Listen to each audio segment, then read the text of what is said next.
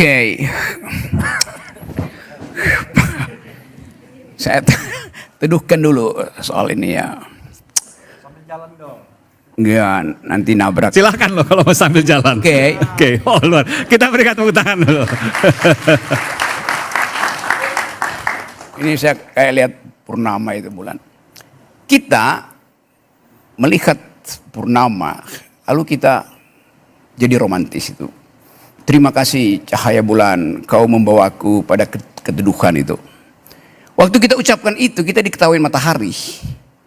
Karena bulan nggak pernah bercahaya. Dia hanya refleksi dari cahaya matahari itu. Nah, saya mau pergi pada soal matahari.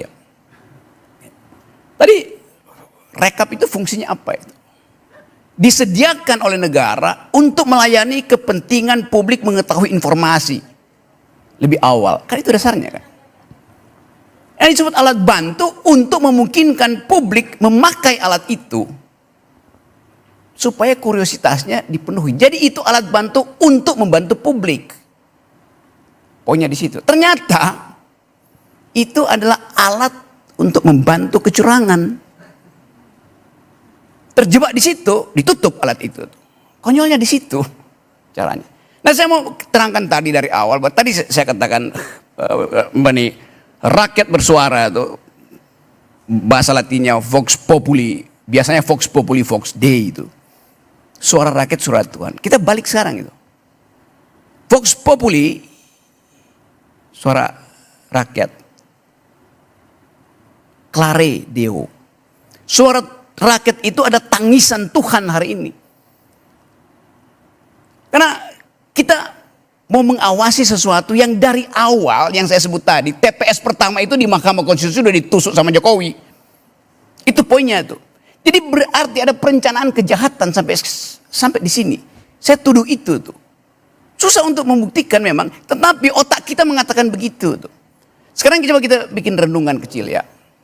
Bung Karno tidak menginginkan partai politik karena dia pakai prinsip ini bangsa satu aja nih, persatuan aja. Bung Hatta karena belajar tentang demokrasi mengucapkan hal yang berbeda. Keluar maklumat nomor X tentang boleh bikin partai politik supaya kita bergembira, supaya ada pikiran publik tiba di dalam kotak-kotak suara. Itu kerjaan Bung Hatta yang mengerti bahwa kedaulatan rakyat harus difasilitasi oleh kebebasan membuat partai politik. Jadi dari awal negeri ini dituntun oleh kebebasan untuk berbicara, berpikiran, beroposisi. Karena itu ada partai politik. Pak Harto kesel.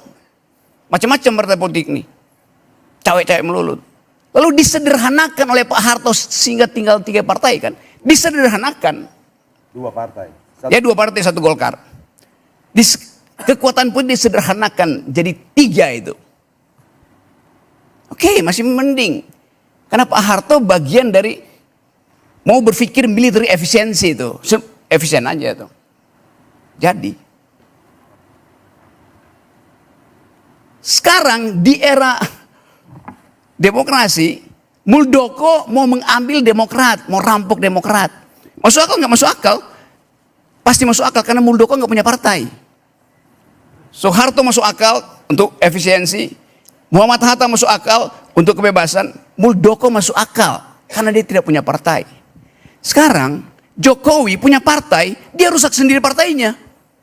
Coba bayangkan, kedunguan apa ada di kepala Pak Jokowi? Dia merusak sendiri PDIP, hancur PDIP. Partai yang mestinya hidup, bahkan dihidupkan oleh kadernya tuh, dipangkas oleh Jokowi itu. Padahal ini partai yang harusnya ada seterusnya karena dia membawa sejarah zaman dari awal kemerdekaan kita.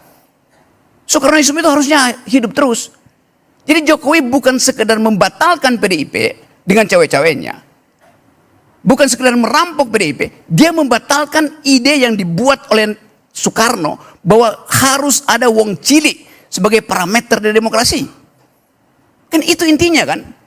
Lain kalau Bung Karno itu, kalau Jokowi bukan anggota partai, dia mau rusak PDIP. Ini dia adalah anak dari partai itu, dia rusak sendiri itu.